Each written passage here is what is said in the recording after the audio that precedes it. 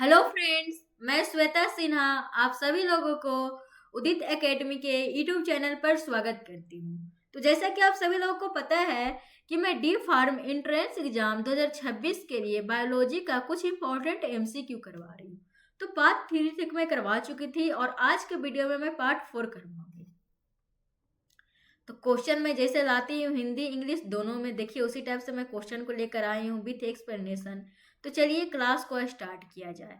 तो आज का क्लास का फर्स्ट क्वेश्चन है the process of breaking down food is called. क्या क्वेश्चन है? भोजन को टूटने की प्रक्रिया क्या कहलाती है? सिंपल सी क्वेश्चन है कि जब आप फूड लेते हैं, आप तक का तो फूड बड़ा पार्टिकल में रहता है, तो वो अंदर जाता है तो छोटे छोटे पार्टिकल्स में टूटती है। तो उस प्रोसेस को आप क्या कहते हैं? उस प्रोसेस को आप डाइजेशन कहते हैं। इतना आसान तो क्वेश्चन है। तो पहला ऑप्शन है रिस्पिरेशन है, तो नहीं होगा। सेकंड क्या है? Digestion, yes. फिर क्या है? एक्सक्रीशन, ये भी नहीं होगा। फिर क्या? ऑब्जॉर्प्शन, ये भी नहीं होगा। क्या है? श्वासन, पाचन, उत्सर्जन, अपशोषण। तो करेक्ट आंसर क्या होगा? पाचन। नेक्स्ट क्वेश्चन है which enzyme is present in saliva. क्या कह रही है क्वेश्चन? लार में कौन सा एंजाइम पाया जाता है? बताइए तो, लार में कौन सा एंजाइम पाया जाता है? Pepsin, pepsin, trypsin, trypsin, amylase, amylase, lipase, lipase. सबसे आसान क्वेश्चन है, जो आपकी सलाइवा रहती है उसमें कौन सा एंजाइम प्रेजेंट रहता है? तो आप लोग को ही पता है कि सलाइवा में एमिलाइज प्रेजेंट रहता है। कौन सा? एमिलाइज, जो क्या होता है 30% स्टार्च को यहाँ पर डाइजेस्ट कर देता है। कितना? 30% स्टार्च को। नेक्स्ट क्वेश्चन है व्हिच ऑर्गन स्टोर्स बाइल। पित्त कहाँ संग्रहित होता है? लीवर में, यकृत में, पैनक्रिएज में, अग्नाशय में, एस्टोमक में, अमाशय में, गाल ब्लेडर में, पित्ताशय में। बताइए तो, जो आपका जो वाइल है वो कौन सा ऑर्गन में स्टोर होता है? अगर यहीं पर क्वेश्चन पूछा जाता है कि वाइल है जो कहाँ प्रोड्यूस होता है, यानी कि कहाँ बनती है, तो देखिए आपकी बाइल प्रोड्यूस होती है कहाँ? कहाँ प्रोड्यूस होती है बताइए? लीवर में होती है। देख रहे हैं यहाँ पर लीवर में क्या हुआ? बाइल प्रोड्यूस हुआ है। फिर लीवर से आपका गाल ब्लेडर में आता है और यहाँ पर क्या होता है? स्टोर होता है। क्या होता है आपका? देख रहे हैं यहाँ पर स्टोर है, तो क्या बोलेंगे? करेक्ट आंसर क्या होगा? Gall bladder. यहाँ पर क्या लिखा गया? ऑर्गन स्टोर वाइल, यानी कि स्टोर वाइल यहीं पर प्रोड्यूस रहता है, तो आप क्या बोलते हैं? लीवर बोलते हैं।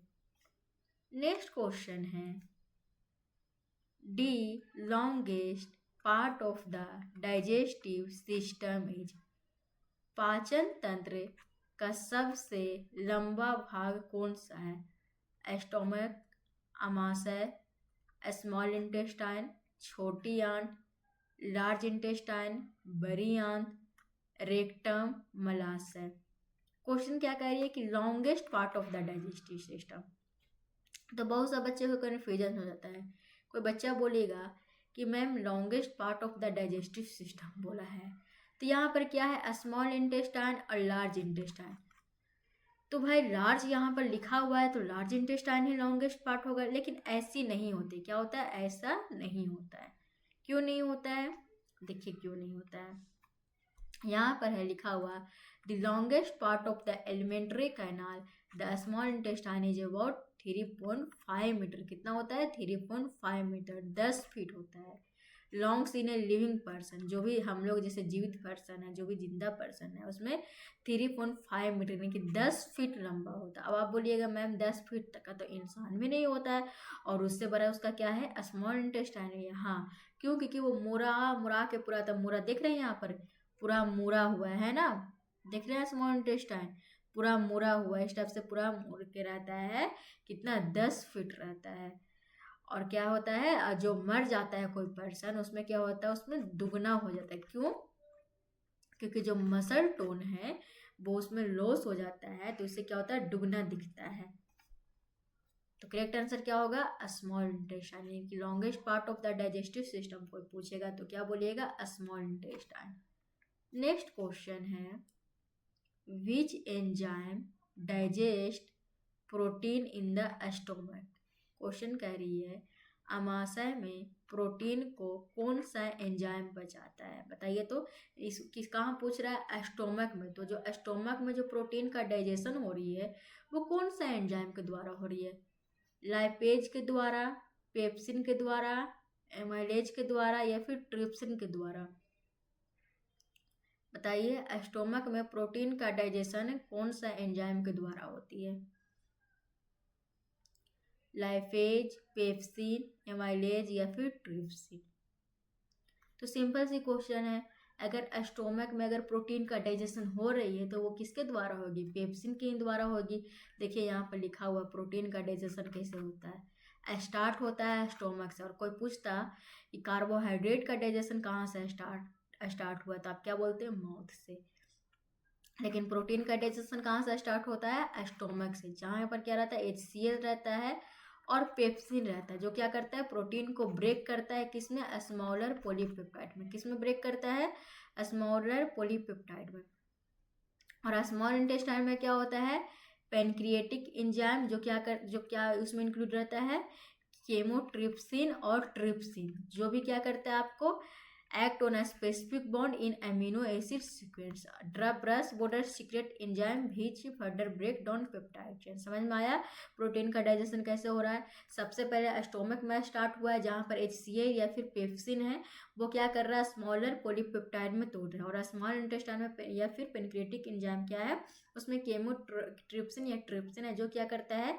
स्पेसिफिक बॉन्ड पर एक्ट करता है, जो उसको क्या करता है? ब्रेक डाउन करता है। और जो ब्रश बॉर्डर से जो सीक्रेट एंजाइम होता है वो क्या करता है? पेप्टाइड चेन को फर्दर ब्रेक करता है। तो यहाँ पर क्वेश्चन क्या था? क्वेश्चन पूछ रहा था कि स्टोमक में कौन सा एंजाइम है, तो कौन सा एंजाइम है? पेप्सिन है, तो B is the correct answer. Next question is, bile helps in the digestion of. पीट किसके पाचन में मदद करता है? Carbohydrate, protein, fats, vitamin? सबसे आसान क्वेश्चन है। वाइल है जो किसके डाइजेशन में हेल्प करता है? तो आपने टर्म सुना होगा इमल्सिफिकेशन। क्या सुने हैं? इमल्सिफिकेशन। अगर कोई पूछेगा कि इमल्सिफिकेशन क्या होता है, तो सिंपल सा है कि लार्ज फैट रहते हैं, यानी कि हम लोग फैट लेते हैं, वो लार्ज फैट पार्टिकल होता है या लार्ज फैट ड्रॉपलेट होता है, उसके छोटे छोटे स्मॉल फैट ड्रॉपलेट में जो ब्रेक हो रहा है उसको क्या बोलेंगे? इमल्सिफिकेशन। और ये कैसे होता है? लार्ज फैट ड्रॉपलेट पर क्या आता है? वाइल आता है। उसी के कारण क्या होता है? जो फैट लार्ज होता है वो क्या होता है? स्मॉल फैट ड्रॉपलेट में ब्रेक होता है। तो करेक्ट आंसर क्या हो जाएगा? वाइल किसके डाइजेशन में हेल्प हो रहा है? वाइल है जो फैट के डाइजेशन में हेल्प कर रहा है। तो करेक्ट आंसर क्या होगा? सी। नेक्स्ट क्वेश्चन है, absorption of nutrients mainly takes place in. पोषक तत्वों का अवशोषण मुख्य रूप से कहाँ होता है? स्टोमक में, अमाशय में, स्मॉल इंटेस्टाइन में, छोटी आंत में, लार्ज इंटेस्टाइन में, बड़ी आंत में, रेक्टम में या फिर मलाशय में? बताइए, absorption of nutrients mainly takes place in. Simple से क्वेश्चन कह रहा है कि न्यूट्रिएंट्स का अब्जॉर्प्शन हो रहा है वो कहाँ होता है, यानी कि जो पोषक तत्व है उसका अवशोषण होता है वो मेनली कहाँ होता है? स्टोमक में होता है या फिर स्मॉल इंटेस्टाइन में होती है या फिर लार्ज इंटेस्टाइन में होती है या फिर रेक्टम में होती है? तो आप लोग को ये पता है कि जो स्मॉल इंटेस्टाइन है उसमें क्या होती है? मेनली ऑब्जर्प्शन ऑफ न्यूट्रिएंट्स होती है। ऑब्जर्प्शन ऑफ न्यूट्रिएंट्स मेनली कहाँ होती है? आपकी स्मॉल इंटेस्टाइन में। तो करेक्ट आंसर क्या होगा? स्मॉल इंटेस्टाइन, यानी B is the correct answer. Next question है, which part is known as the food pipe? Oesophagus को क्या कहा जाता है? एसोफेगस का यहाँ पर फूड पाइप भी लिख सकते थे, ये पता नहीं हिंदी में थोड़ा यहाँ पर जो भी उसका कहने का मतलब वही है। क्या कहा जाता है? Trachea, oesophagus, pharynx, duodenum? श्वास नली, ग्रास नली, ग्रसनी या फिर ग्रहणी? बताइए। तो सिंपल सी बात है, इसोफेगस को क्या बोलते हैं? Food pipe. क्या बोलते हैं इसोफेगस को? Food pipe. क्या बोलते हैं इसोफेगस को? फूड पाइप बोलते हैं। यहाँ पर क्या लिखा गया? इसमें कुछ नहीं, यहाँ पर इंग्लिश में लिख दिया है फूड पाइप।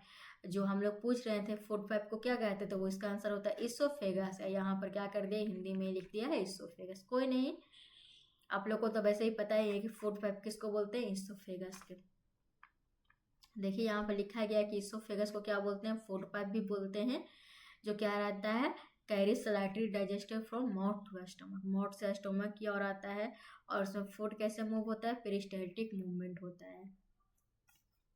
नेक्स्ट क्वेश्चन है, which vitamin is produce in the large intestine. बड़ी आंत में कौन सा विटामिन बनता है? बताइए तो, लार्ज इंटेस्टाइन में कौन सा विटामिन बनता है? विटामिन ए या फिर विटामिन B12, विटामिन के या फिर विटामिन सी? करेक्ट आंसर क्या होगा? लार्ज इंटेस्टाइन में कौन सा विटामिन प्रोड्यूस होता है? तो विटामिन B12। कौन सा होता है? Vitamin B12। लेकिन लार्ज इंटेस्टाइन में कौन सा विटामिन प्रोड्यूस हो रहा है? Vitamin B12। तो करेक्ट आंसर क्या होगा? B is the correct answer. Next question है, trypsin is secreted by. Trypsin का स्राव किससे होता है? लीवर में, यकृत में, पैनक्रिएज में, अग्नाशय में, एस्टोमक में, अमाशय में, गाल ब्लेडर में, पिटाशय में। ट्रिप्सिन कहाँ सिक्रेट हो रहा था? अभी मैं बताई थी, यहाँ पर भी है पेप्सिन और ट्रिप्सिन। अभी मैं बताई हूँ। पेप्सिन कहाँ से सिक्रेट होता है? एस्टोमक से होता है। और ट्रिप्सिन कहाँ से सिक्रेट होता है? पैनक्रिएज से होता है। पेप्सिन क्या करता है? इनएक्टिव फॉर्म है पेप्सिनोजेन का, और ट्रिप्सिन क्या है? इनएक्टिव फॉर्म है ट्रिप्सिनोजेन का। फिर क्या है? ये एसिडिक मीडियम में वर्क करता है, क्योंकि एस्टोमक में आपका एसिडिक मीडियम रहता है। ट्रिप्सिन क्या करता है? बेसिक मीडियम में वर्क करता है। और ये कहाँ वर्क करता है? प्रोटीन को क्या करता है? कन्वर्ट करता है पेप्टोन्स में। और ट्रिप्सिन क्या करता है? पेप्टोन्स को कन्वर्ट करता है पॉलीपेप्टाइड में। अभी मैं कुछ देर पहले बताई थी। तो ट्रिप्सिन कहाँ से सिक्रेट हो रहा है? पैनक्रिएज से। तो करेक्ट आंसर क्या होगा? B is the correct answer. Okay, thank you. आज के क्लास के लिए इतना ही। अब हम मिलते हैं नेक्स्ट वीडियो में नेक्स्ट पार्ट के साथ।